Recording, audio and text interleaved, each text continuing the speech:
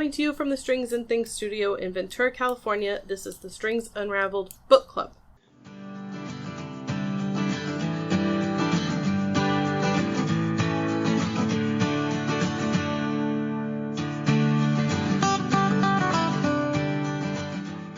This month we are talking about a book that was my pick, called Oksana Behave by an author, Maria Kuznetsova. And I have a little, well, it's not a synopsis, it's the blurb from the back of the book, but it's the best I could find. So, it says, when Oksana and her family move from the Ukraine to Florida to begin a new American life, her physicist father delivers pizza at night to make ends meet. Her cranky mother sits at home all day worrying, and her flamboyant grandmother relishes the attention she gets from all men. All Oksana wants is to be as far away from her family as possible, to have friends, and to be normal. And though she constantly tries to do the right thing, she keeps getting in trouble. As she grows up, she continues to misbehave, from somewhat accidentally maiming the school bus bully, to stealing the much-coveted key to New York City's Gramercy Park, to falling in love with a married man. After her grandmother moves back to the Ukraine, Oksana longs for the motherland that looms large in her imagination, but is a country she never really knew. When she visits her grandmother in Yalta and learns about her romantic past, Oksana comes to a new understanding of how to live without causing harm to the people she loves. But will Oksana ever quite learn to behave? I'm not entirely sure I agree with the last part of that. But I did not take that away from her time in Yalta at all. Not really. So what were your impressions of, like, did you like it? I loved it. Yeah? I love Oksana. I once told my husband, because we knew each other from the time we were 18 to we didn't start dating till we were in our mid-20s. I think it was 23, 24. Mm-hmm. I once told him that it was a very good thing that I did not date him at the time that I knew that he had a crush on, like, reciprocated the crush, because I would have used and abused him and moved on. Yeah. And I could have so been Oksana. Like, not in many ways. I would never cheat, and I would never be the other woman. But right. But her crassness. Oh yeah, y'all got like. You ever wondered how terrible the inside of Anne's head is? Well, I think she. It's all her internal monologue, so she probably sounds like a lot of people. But yes, for me, this was a case of. It's one of those books where I didn't really care too much about any of the characters, nor did I really like a whole lot of the characters. Because, I mean, I think I was reading, like, reviews and stuff about it after I had finished it. One person said that, Kuznetsova never explores Oksana's motivations very well. For a story told in the first person, it's remarkably introspection-free. Oksana appears that's key to her personality. Well, okay, so it says Oksana appears detached from her own feelings and actions, as if watching herself from a distance. This approach works well in the childhood scenes, her sense of bewilderment and dislocation authentic to the early immigrant experience. And when teenage Oksana suffers loss, this distant nihilistic tone is an effective expression of guilt. But as she ages, the protagonist never evolves, continuing to narrate her self-destructive life in the same curmudgeonly voice, devoid of insight. I think that gives adulthood too much credit. Like, I don't think people evolve a lot beyond the awareness they have in their teenage years. I think awareness does come a little bit of self-awareness or self-discovery, really kind of shock comes to her later. Yeah, as she discovers adult motherhood. Like, yeah. I think. Well, and I think with the connection with her grandmother towards the end, and how that develops, I think she never. It's almost like, wow, I never saw myself that way, and it's interesting how this other person's perspective of me was like, oh wow. But I think that's how she survives. I think that's how she copes with how the different things that go on in her life. I never fell in love with her. And quite frankly, everything about her, how she reacts to things in a very self-destructive way, just kind of pisses me off. That part, like, I most certainly was like, oh, are you never ever gonna try to like why do you always keep making these contrary decisions? Like, at some point in your life, are you gonna? I come to feel it was a distraction, so she wouldn't have to think too hard on things. Yeah, which is why I think we don't ever get like, I think it's very deliberate that we don't get that more self-effacing. She never actually is self-effacing. Right. No, and I kind of think she uses her... the way she often used sexuality to completely distract and change the subject. Yeah. To an extreme expression, yeah. in my view. I don't want to talk to you, so I'll suck on your cock. So. Yeah, right. Never. Never have I not wanted to talk to someone so much. Yeah, this book was dirtier than I thought it was going to be. I was wondering what your... Yeah. This will not be something I recommend to, like... In the same way that I regretted starting to watch Outlander with my mother-in-law. Oh, yeah. This book will not maybe be careful about who you recommend it there's to. This one Czech Polyhonic. She's just a little graphic sometimes. There's this one Czech Polyhonic book called Choke that it's about sex addicts. Uh-huh. And when you tell... I loved it. But when you admit to people that you've read it and then they go read it, then they know that you've read this and you liked it. Right. And so you're like, should I recommend it? Should I not recommend it? But you know what? I'm past that. I loved Oksana. Like, I do not identify with her on all things, but and at some point in her adulthood, it was like, come on. Like, come on. Yeah. There were some times, though, I did have sympathy for her character. I didn't... At no point did I hate this character. Maybe in the beginning I kind of hated her, but actually as a child... That's when she's most adorable. As a child, I understood why she did the things she did. And honestly, I felt like she was often misunderstood. Like with the bully, she stood up for herself. Mm-hmm. Good for her. I'm sorry he got hurt too bad. He shouldn't have been... Honestly, we all know he deserved it. Yeah. The book was told in like a series of like vignettes of her life as she aged. And some of them really illustrated the fact that she couldn't behave, right? But that one was less so. She was defending her friend, that one was more excusable. Some of the others, not so much, but... And she loses control if she drinks. Yeah. She does not make good choices. I didn't see that as...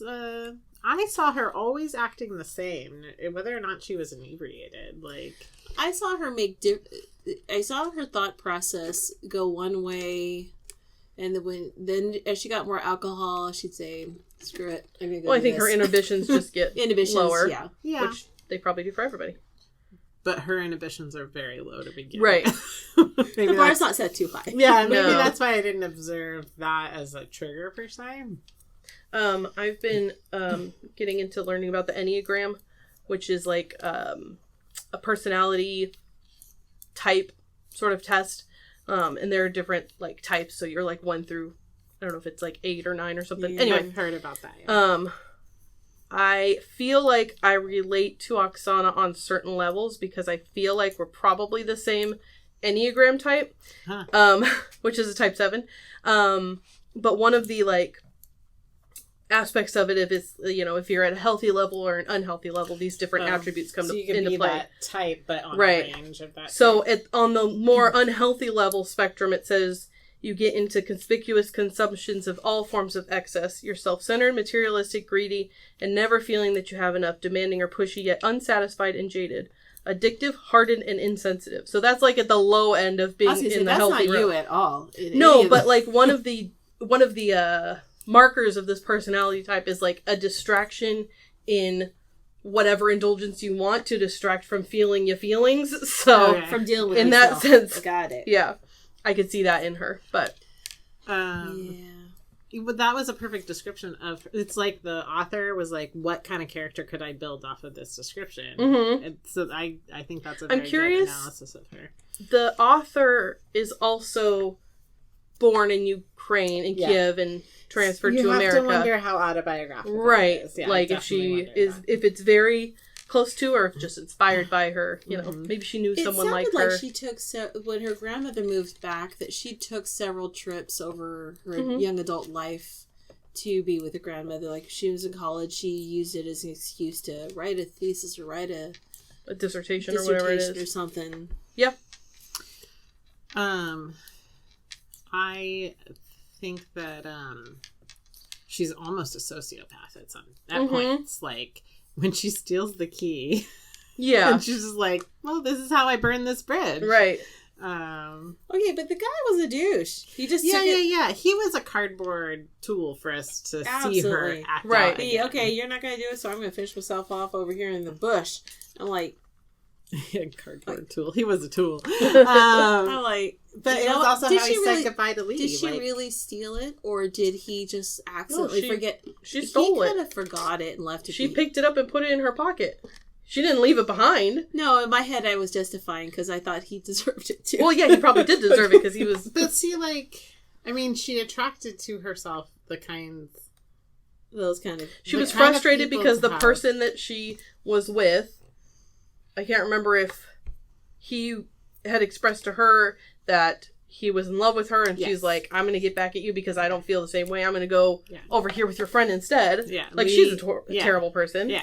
Lee was like, I'm moving here for you. Right. And she's like, I'm moving away. Yeah, bye-bye. You didn't tell me... Okay, clearly there's a lack of communication.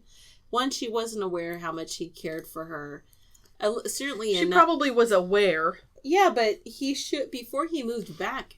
and committed himself. That wasn't her fault that she was like, you never told me you wanted to move here, and I never said I wanted to stay in New York. Yeah. And his expectations that she should be absolutely thrilled were completely unrealistic. Well, I mean, that is because clearly they didn't have that level of relationship, except in his fantasy. Such a childish behavior to be like, surprise, I'm moving here. Like, right. Why aren't you happy? Yeah, grown-ups who want to have a life together...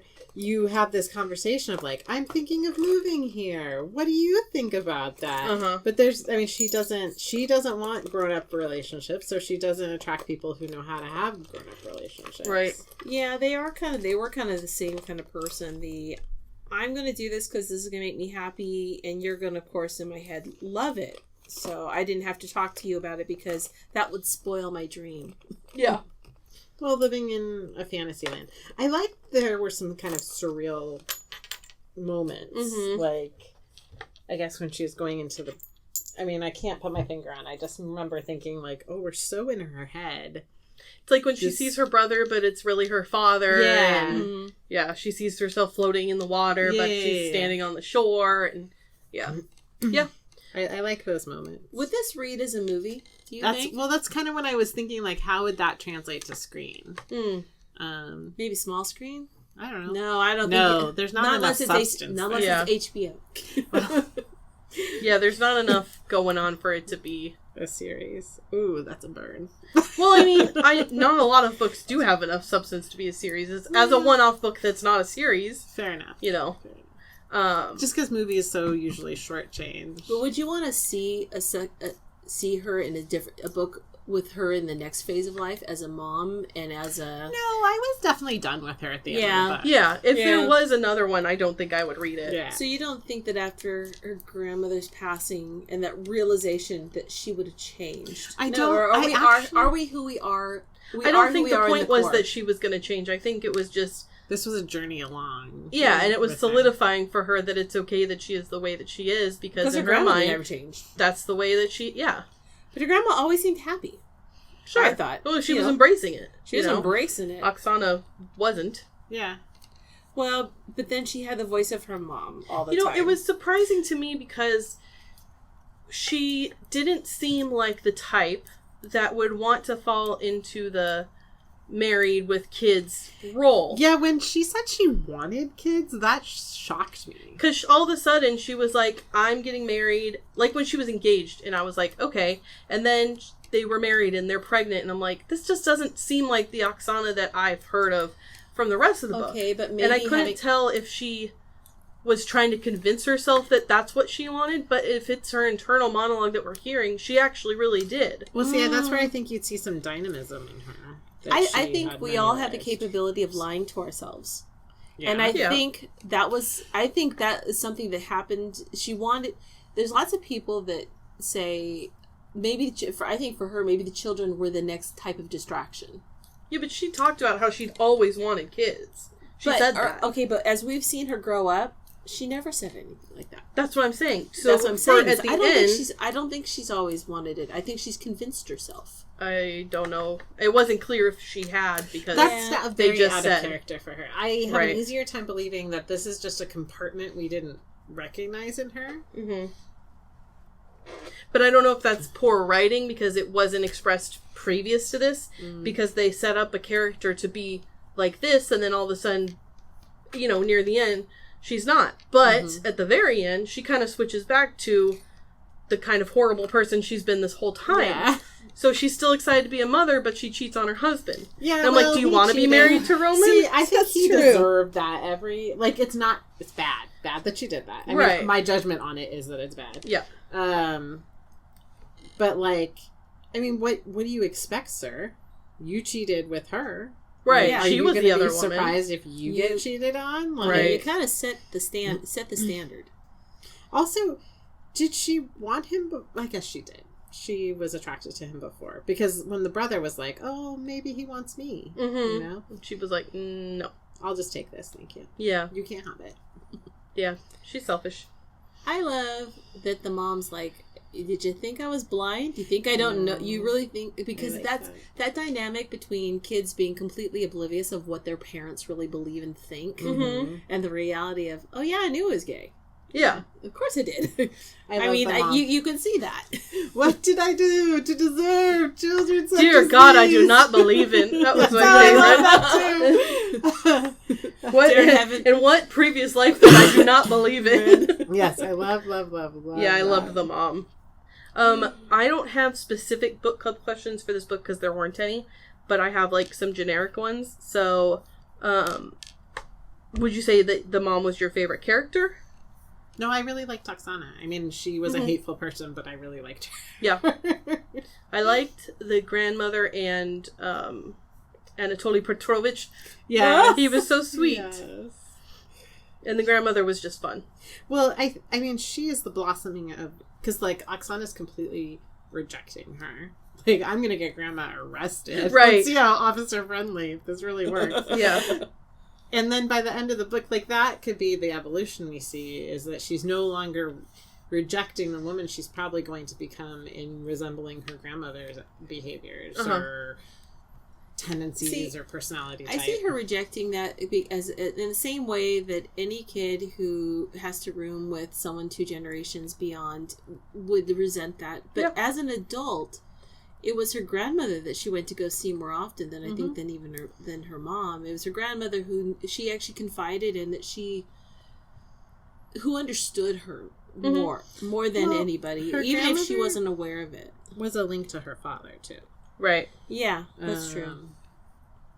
But I love that. Okay, so her whole life, I mean, I like her mom. I know her mom was really tough, but I kind of think her mom kind of set them up to self-doubt all the time because she was so critical of them. Yeah, she's pretty harsh. But later, she uses, what did I do to deserve these children? But she says it in a positive way toward the end. Like a poet. Right. Yeah. Artist or something. I forget what she says. She said a poet. And comedian. Yeah, comedian. She's kind of mocking it, but she's also praising it. But I think her grandma's my favorite character, actually. Yeah, she was fun. So the book is told in a series of little stories about her growing up. What was your favorite one? Did you have a favorite one? Like when she's young and she meets the police officer and her friend's like, if you call 911, they'll show up at your house. Yeah. And what does she do? My grandmother is, what is she trying to kill me? She's trying to kill me, yeah. I liked that one a lot, actually, because it's that, becoming of the world's, becoming aware of the world through your friend's eyes and thinking they have this big, grand knowledge of the world that you don't. Right.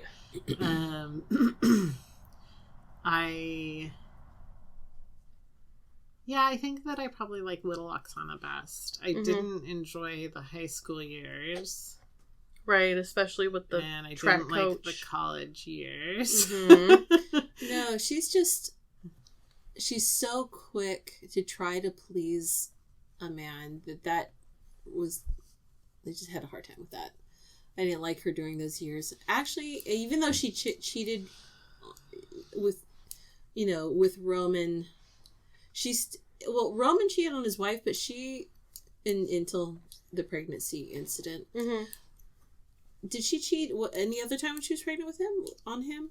She said that she's never been unfaithful. She's just flirted with it. Yeah. Right. She's flirted with it until so this was the first time that she actually acted on it. Because I feel like she actually really cared for him. She really loved him. Yeah. It seemed like it. I mean, maybe to the best of her abilities. Like she was going to be a better person than I think she is. Mostly, I mean, it played out at different points in her life, but she was very obsessive about certain men and how, like, she was, like, desperately in love with the track coach guy, right? Yeah. Or the one kid from college that ended up being sober and then not being sober. Yeah. And it was her fault. On purpose. Though, I mean, she did it. That wasn't her fault. That was her fault. Wait, no. He chose to break his sobriety. Well, yeah. She also... It was triggered by her... I mean... He should have told his girlfriend. He should have, but he lied about that, and then she willfully betrayed their confidence. Well, I mean, I think she did think that she knew. I don't know. Maybe she didn't know for sure. Well, it says it confirms. I think they're at the bar after a dance, and she's like, "Oh, I feel better. I don't feel as good as I did when whatever his name was got off." And then she said something about confirming what she long suspected that she didn't know. Right. But what's interesting is, okay, so I think she just really did not like that girlfriend because that girlfriend was so completely different from who she was. She wanted to be his girlfriend. Yeah. And he picked her instead. I still don't like Jessica Biel because the guy I had a crush on. Because she's married to Justin Timberlake? No, I don't care. I mean, I love them as a couple, actually. No, because the boy I had a crush on, like, his brother was on a travel soccer team that she also played in or something. And he actually, like, really thought he had a chance to get to date Jessica Biel. And so I still have this, like, Jessica Biel. Even though I think she's great. Yeah. And I think she and Justin Timberlake, when I listen to his more recent music, I'm like, he is singing about his sexy wife that he loves. Like, I love that. But still, it's hard not to hate the girl that the boy that you really like is dating. Rightfully so ridiculous now. When I was in high school, I was obsessed with this one kid. He was in my math class, and I thought he was so cute. And I must have been like a sophomore, and he was a junior. And he had a girlfriend. Mm-hmm. But I remember, I don't know why. She was the worst. I don't know why I was so stupid. I asked him to the Sadie Hawkins dance because I think I thought that they had broken up. And do you know what he said to me? I have to ask my girlfriend if it's okay. Oh, no! And I was, like, stupid and, like, love-struck, so I was like, well, I'll just wait till he tells me he asked his girlfriend. And not, like, actually, like, no, I'm not going to go with you. Poor Kaity. So, yeah, we've all been there. He should have just said Do you know what his girlfriend's name was? Jessica. Oh, there it is. There it is. So, yeah, I can understand that. Dude. You poor thing. You guys are so confident. Or stupid. No, what I'm saying. I look back on all those times I was like, I'm bold. Well, now I look at this person, I'm like, that guy was an idiot. Like, no, when I got asked to the prom, my response was, are you sure? Yeah. Oh, sweetie. Well, the guy was like student body president, and yeah, I knew him, but I was like, are you sure? You're the right person, right? Yeah. Why are you? I was looking behind me like, you're talking to me?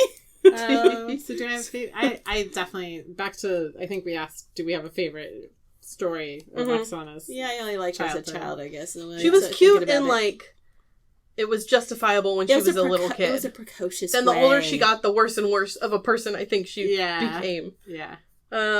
Because she doesn't really mature in her behavior. She still has the, like, overriding through all the stories we hear of her life, she is impulsive. Yeah. And that is something that you're supposed to temper as you mature. Yeah, I don't think you should ever all the way get rid of it, because that's something that can... You gotta have some impulse, because that drives you to move forward. But at the same time, her life is so chaotic because of her choices. Yep. And now that's not to say that her changing what she's going to do after college... Changing that, I don't have a problem with that because things in life develop differently. Yeah. Just because you got a degree in something doesn't mean that's what you're going to do. That, changing that, that's okay. But but she's no, I'm not going to pursue this. I'm just going to go off to California and see what happens. Yeah. It's like, okay, that's running away. I did like the tension when they go to visit Roman's old in-laws and where she's trying to like justify how important her writing is, and then she realized that she's demeaned this very talented artist who's facing the end of her life. But she tries to take ownership of that. And when the former mother-in-law is like, yeah, I know that you were cheating with my son. Yeah. But she doesn't, I mean, she owns up to that, but it's not like I felt like, okay, yeah, I'm aware of that. We're not going to, let's just get that done and talk about, we don't have to talk about it. Just know I'm aware of that. But then she kind of I feel like the mother-in-law kind of liked her anyway. Yeah, I think I think for the grace of Roman, because he's so apparently lovable, but they still love him after he betrayed their daughter. Yeah. Yeah. Which, if you hurt any of my children, you better watch out for me to come and get you. But it also sounds like maybe they have a different view of what their daughter was like. I'm not saying I don't know if she may that not was have all been... through Oksana, so it was untrustworthy narration. Well, that's true. That's true. Consider the source that we're getting it from. Yeah. Yeah, it'd be interesting to hear this story or some of these other characters' stories told through anyone else's perspective. Mm-hmm. Like, I'd like to hear the story of growing up with, like, immigrant parents from her brother, like, as a closeted gay man, you know, or I'd like to hear about... the boy who never knew his father, you know? Right. Like... yeah, there was a lot... or, you know, I'd like to hear her father's story, you know? It's just... or her grandmother who grew up through the war her and, like... her father was my favorite character. You know, yeah, he was pretty great. Yeah, he... passed away like maybe halfway through the book. She's 14. So parts I kind of forgot. Mm-hmm. But yeah, at the beginning he was such like a... what would her life have been like if he hadn't passed away then? Don't ask those questions. Yeah. That's when I really was like, oh, and now your dad died. Okay. Well, I love you, Oksana. But she is who she is. And she might not really have been different. True. I mean, she still was impulsive and irresponsible as a child when her father was alive, but a lot of kids are like that. So she has this blossoming early sexuality, really. Right. And maybe if dad had been around to model, like, what a good adult man is like, that might have changed her tempered from it a little. 14 going on. True. That's true. She might have learned. She probably would have valued herself a little more better. That's what it was. In college, she really didn't have any self-value, I thought. No. So she threw herself at men. I mean, it was for her own purposes. I think she used them just as much as she was used. Did she really throw herself? She wasn't. She was not. No, a victim. I think she just sort of. She was not a victim. Yeah, she had an active sex life. I think she just sort of gave in to a lot. Didn't have a lot of meaningful sex. She had it as, you know, oh, my ear itches. I better scratch my ear. Right. One of the other questions is, hang on. Did reading the book impact your mood? No. Mm-hmm. I liked it. I thought it was like a nice escapism, but it didn't, except, like in the parts revolving around grief that, definitely brought me down. Mm-hmm.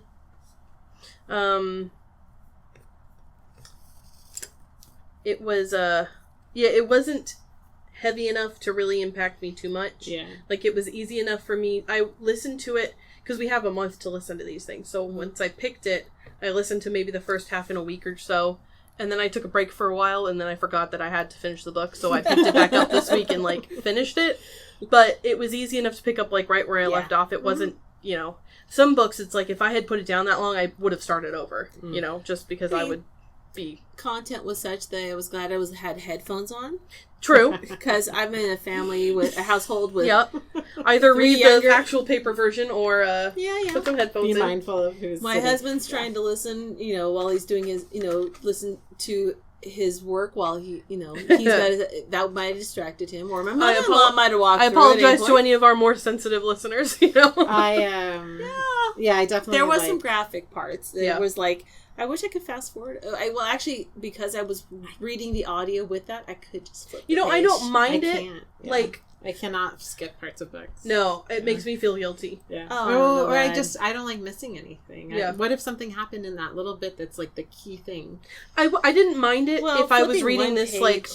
I could always. That's the thing, because I'm reading it while listening to it. I can actually see if I'm missing something. I could even just pause the audio, scan through a little bit. Scan through. So I'm not. How long is this going to last? Yeah, it wasn't. None of them were like so graphic enough that it took over like whole chapters. No. You know, it was. Oh, no. It wasn't so bad that like I wouldn't have minded it had I not recommended this to people without listening to it first. But it's kind of like I don't know. But like the shock, like she's almost just trying to shock you, right? I mean, as if she were aware, just like everyone around her. The cover art is a clue. It's just a middle finger.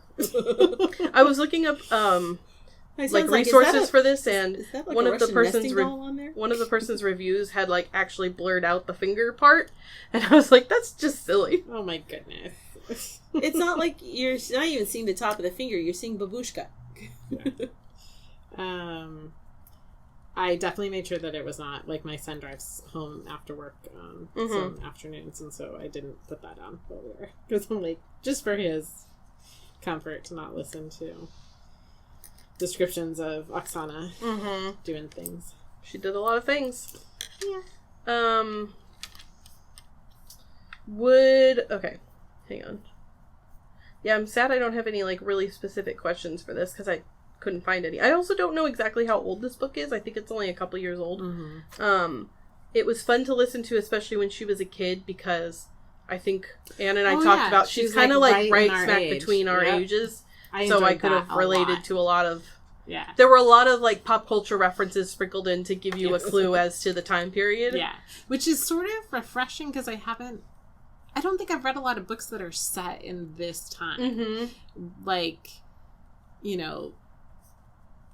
Especially, like, her dad worked in New York. He wasn't a victim of the Twin Towers, but he was there. Like, her living in such close proximity to that and finishing her high school years. Like, it's kind of refreshing to hear those real world. Yeah. Because you can relate to a lot, you know. Yeah. So you were there for it. How did her father die? I think it was a car accident. Yeah. Okay, because at first when you didn't know for sure how he died, and they're talking about the Twin Towers, I thought, did he die in the Twin Towers? But then no, I think it was just like parallel to that. Yeah. What was I going to say? I had something to say about her dad, and I don't remember what it was. Oh, I liked the part. This doesn't have to do with her dad, but I liked the part with because they kind of get, like I said, they give you like little pop culture references.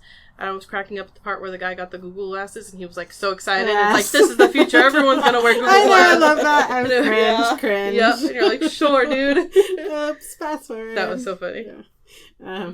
So every week it seems there's a meme that kind of. I remember commercials for those too. Oh, gross! Yeah, it's like that didn't catch on. I remember. Yeah, the meme that is taking me through this week is one my son told me about. I said something like, wouldn't it be nice to fast forward to next year? And he's like, oh, you haven't seen this one where there's a time machine and someone enters 2021 and the response is, please input a valid year. I've seen one where it's like a time traveler. We're not going like to 2021. Nobody will be here. Oh. It all ends, Karin. I was like, oh, maybe we got dyslexic on the Mayan calendar prediction, because wasn't it 2012? Yeah. Somebody mixed there it up. You go. I saw one that was like a time traveler comes back and they're like, what year is it? And he's like, it's 2020. And the guy was like, before or after the disaster? And the guy was like, you have to be more specific, sir. That's a good one. Yeah, I like that one. Oh, it's sad but true. Oh, Kevin was scrolling through cheap t-shirts, and he came on one that you've seen, like the 2020 and the dumpster fire graphic, right? And he came upon one that was 2016, and I was kind of looking at Rachel. I'm like, why would 2016 be a dumpster fire? Oh yeah. You don't know anything yet. That's like so tame compared to the year we're living through. Right. Yeah, as you know, at the end of like every year, you're like, wow, that year sucked. Next year's going to be great. And it's like, holy crap. Well, little did we know. I remember everyone saying how awful 2019 was, and 2020 sounded so hopeful and so wonderful. Oh, little did we know. This is like the year that, you know, like there's certain years that were monumental in history. Everyone remembers, like, obviously, the pandemic of 1918. Right. We don't remember. Actually, people don't. Yeah, like they have to be reminded now. Old enough. But, or people know when World War II was. People know when the stock market crash was, because it was a global affecting thing. 2020 is one of those things that's... And it's a year that's really easy to remember. Yeah. Yeah, it's crazy.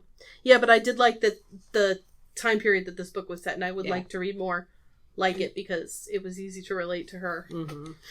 And I mean, perhaps it's not that writers are not writing about current time. It's just that she did a very good job of referencing those cultural references. Right. Yeah, because a lot of books you read are either set in current day, like the last book we read was, a contemporary like right book. now. Right. Or it's set back in, way back when. Yeah. But what surprised you most about the book?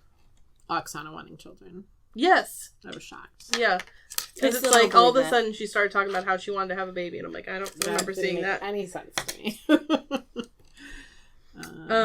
What did your opinion of the book change as you read it? Did you like it all the way through? I liked it the whole way. Mm-hmm. Yeah. I liked it enough that I wasn't like, some books I start and it's like I don't like any of the characters or whatever, but by the end, I have given up. And I don't think if I wasn't reading this for the book club, it wasn't as big of a commitment. I don't think I would have given up on it.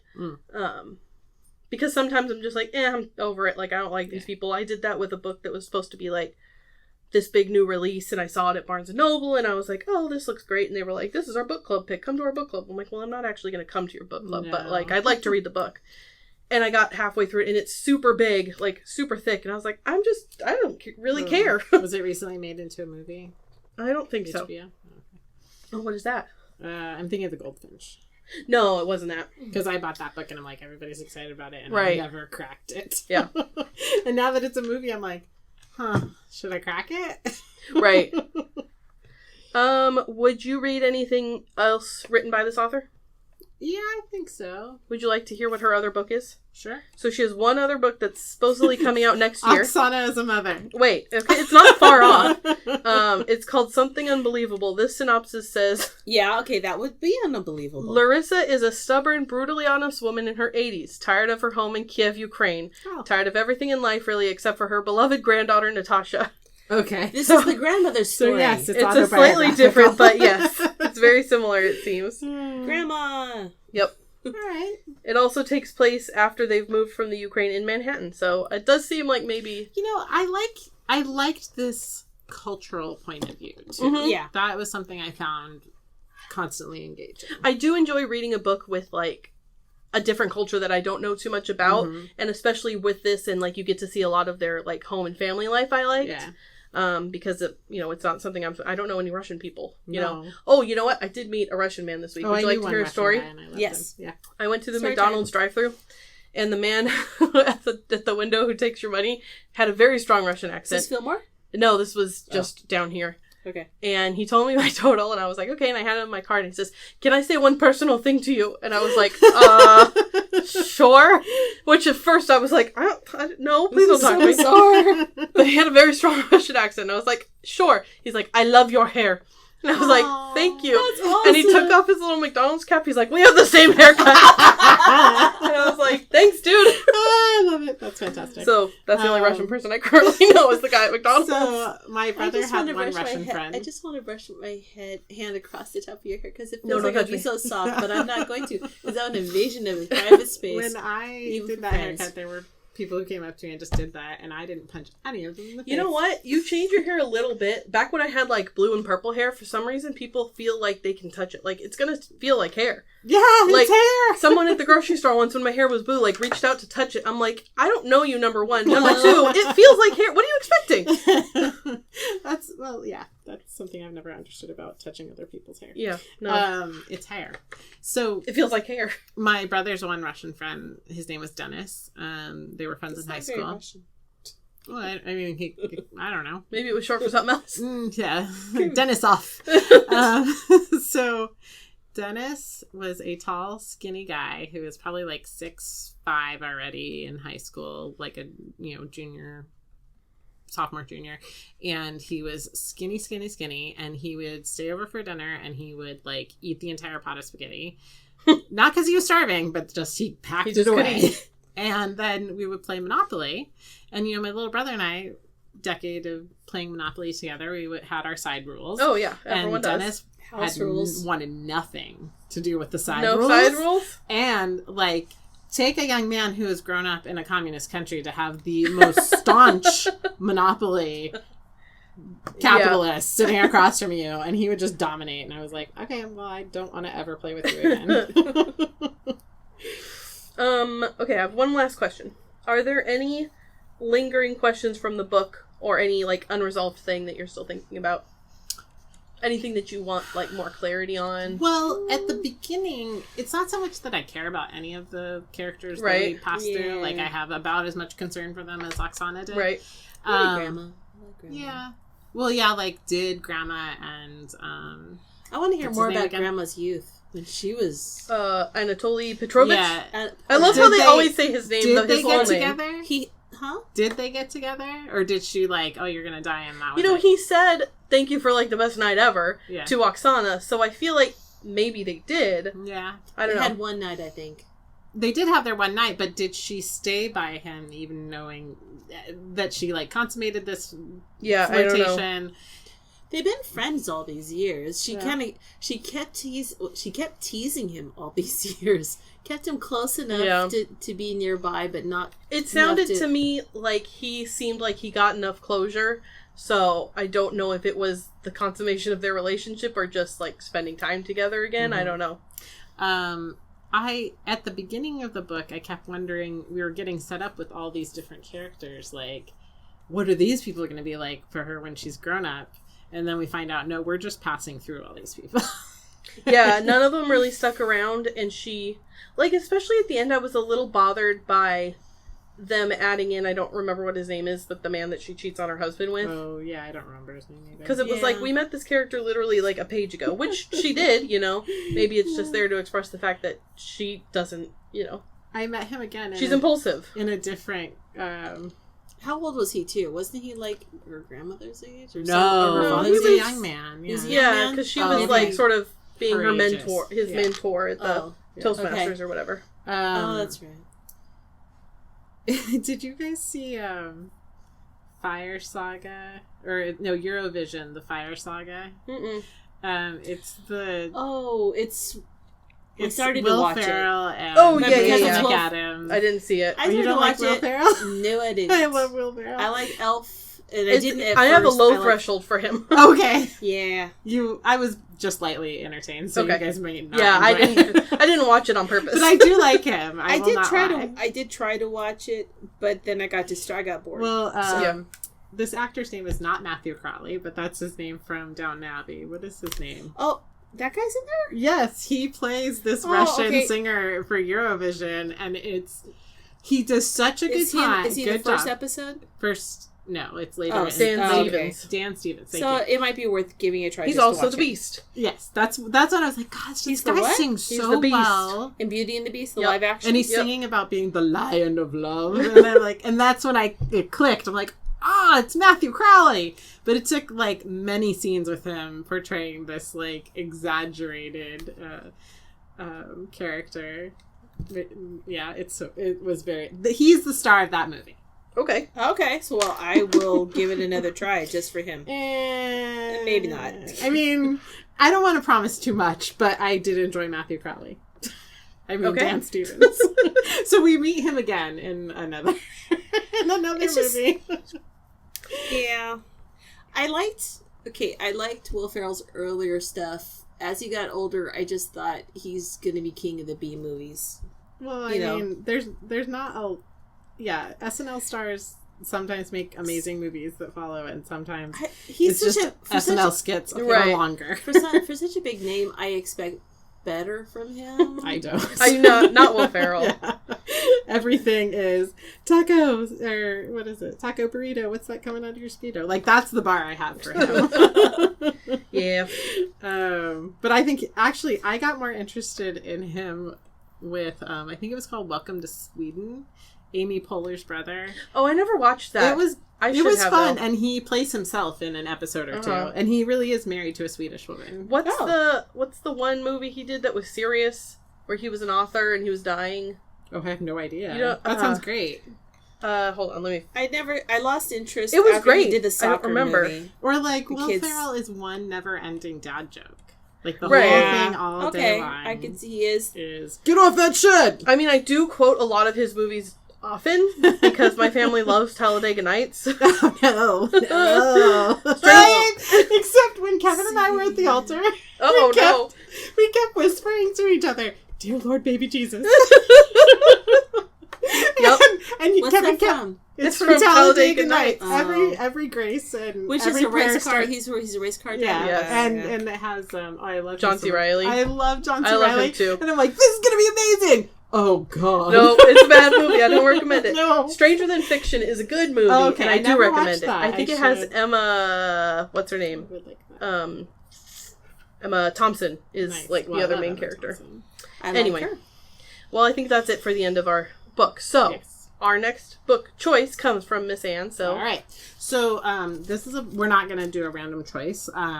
I found that I have 3 copies of this book. sweet. So I didn't have time to find them. So I will put my hands on them and put them in your offices. Okay.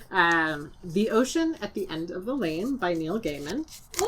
I think it's technically. Wait, is that the brand new one that just came out? Oh no, it's from No. 2013. Okay, because But I did he has a new one coming out. Yes, and it looks like it's in the spirit of I Just Went Out for Milk or whatever, which I read in like one sitting. So this is technically a young adult book, I believe. But who cares? I love Neil Gaiman. Here is a synopsis. Sussex, England. A middle-aged man returns to his childhood home to attend a funeral. Although the house he lived in is long gone, he is drawn to the farm at the end of the road, where, when he was 7, he encountered a most remarkable girl, Letty Hempstock, and her mother and grandmother.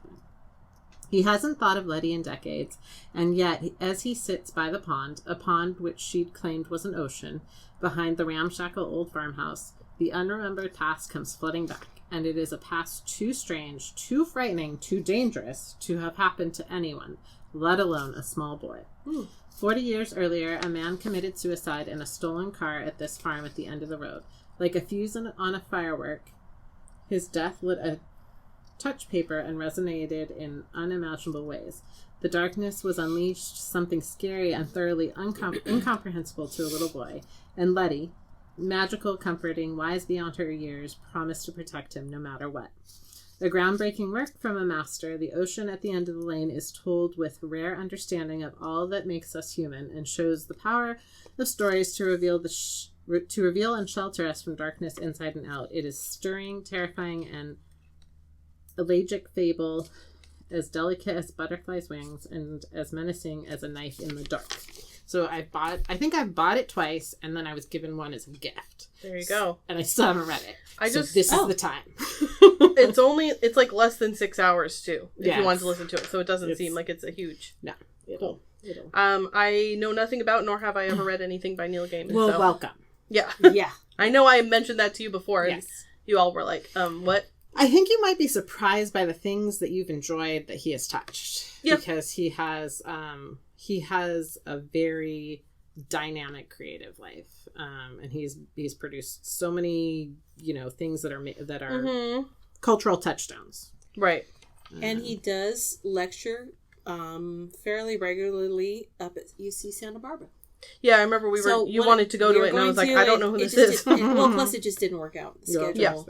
Yeah.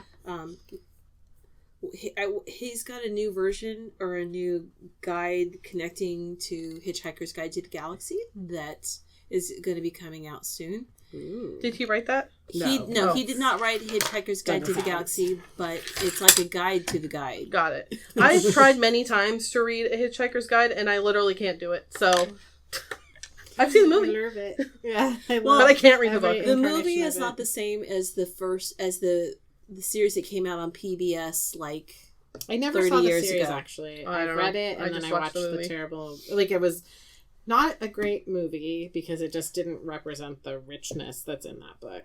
But I love it. I love The Hitchhiker's Guide. See, the PBS version movie that came out like when I was in high school in the 80s. That's what I know, and I don't know anything about the newer version. Oh, that's not even that new anyway. I think it's like 15 years old. Mm-hmm. It's what's his face, The Hobbit, and Alan Rickman is the voice of the robot. Yeah. If you ever get a chance to watch the original PBS one, it streams, and I just haven't really fun. Like I see it, and I haven't done it. So it's mostly also the actor who plays the Englishman, the last human. Anyway, I just know that the secret to flying. What are you talking about? The secret to flying. Explode the earth. The secret to flying is falling and missing. A light gravity day like that. I think of that often. Do we have any other book recommendations before we end? Anybody reading anything good? Besides this, a few things. Let me go back to my library and see. I am trying to keep my nonfiction reading since we're having plenty of fun picking fiction reading here, and I'm reading The Black Woman's History of America. Or the United States. I should look up what the proper title is. And it's written by a team of authors, and it has lots of interesting things about the history of the Black woman in the United States, things I had absolutely not heard about, like women actually being able to free themselves legally during slavery. It's very good. So sounds interesting. Did I recommend The Beauty in Breaking last time? I don't know. I finished it. It's a new book by Michelle Harper, and it's her book about being she's a female African-American emergency room physician in a profession that is overwhelmingly male and white, brought up in Washington, D.C. in a complicated family. She went to Harvard where she met her husband. It talks about her life as an ER physician, and actually it's a poignant true story of her journey towards self-healing. Each of the patients she writes about taught her something important about recuperation and recovery, how to let go of fear even when the future is murky, how to tell the truth when it's simpler to overlook it, how to understand that compassion isn't the same as justice. As she shines a light on the systemic disenfranchisement of the patients she treats as they struggle to maintain their health and dignity, she comes to the understanding the importance of allowing ourselves to make peace with the past as we draw support from the present. It is a very moving, hopeful, beautiful book. It's called The Beauty in Breaking. Yeah, I heard her interviewed. It sounded really, fantastic. and I started following her on Instagram. It's a beautiful, beautiful book. That's a nonfiction book. Mm-hmm. The fiction book, I just finished, is called The Bone Jar by S.W. Kane. Oh, I think you talked about that. I don't know why, but I'm sort of always drawn to mysteries that involve psychiatric hospitals. Don't know why, but just something it's creepy, but it's yeah. And then my next journey into what I want to better educate myself on is I'm going to read a lot about the Constitution and the history of the Constitution, because there's a lot of disrespect to the Constitution right now, and I think a lot of illegal things are happening. Okay. No, I want to better arm myself with actual knowledge so that I can stand up for my rights. There are constitutional people who study the Constitution. They major as constitutional lawyers so they can take it apart. Yeah. I'd rather we fix the parts that are broken without sacrificing the core, and making sure that the parts of it that don't specifically rule out people, let them apply to everybody. I have a recommendation that's not a book, but talking about that. Mm-hmm. My husband subscribes to, have you heard of the Great Courses? Yeah. Yes. Yeah. So the Great Courses Plus I would recommend, because if you want to learn about whatever it is, it's like a college course via video. So you can get a little concentrated, which is easier for me to, intake information like that. Yeah. Than if I have to sit down and read a book. So I can recommend the Great Courses. And then a book that I picked up this week that I had already. I bought it at a gift shop once, and it's this little hardcover nonfiction It's called Girl Squads, and it's 20 female friendships that changed history. Ooh. But it's like little stories, like little short stories that throughout history about how women and their friendships and stuff like that. And it inspired the book that I want to pick for my next one, because one of these short stories is actually more like there's a fiction book about it that I'm very interested in. So it's a cute, fun little read. Called Girl Squads? Girl Squads by Sam Maggs. It's a oh, there it is. Cute light reading. I haven't finished it yet, but you can sort of read one story at a time. So I like those little books. Yep, it's fun. Nice. Okay, well, I hope you enjoyed this episode, and I hope you enjoy reading. Was it The Ocean at the End of the Ocean at the End of the Lane? There you go. Okay. Neil Gaiman. So we will see you in a month for that, and I think that's it. All right, again. Bye.